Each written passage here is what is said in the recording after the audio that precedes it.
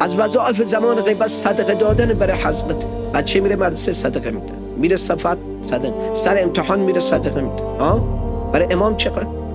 از وظایف زمان غیبت قربانی کردن برای امامه. وسائل شیعه: ان الله تبارک و تعالی یحب اطعام الطعام و اراقة الدماء، خون ریخته بشه ولو به یه مرغی. اما بچه به دنیا میاد عقیقه، لحمها به لحمه، دمها به دمه. از ماشین میخره گوسفند میکشه، خونه نو میره، بعضی جلو عروس نمیکشه، جلو تابوت هم میکشه. اما برای امام نوبت به اولیا رسید، آسمان تپید. این محبت گاهی قد فقط در قالب شعر امام زمان علیه السلام دوست داره. بعدم پی مصلحت مجلس آراستیم، نشستیم و گفتیم و برخواستیم. این دعا رو عرض کردیم.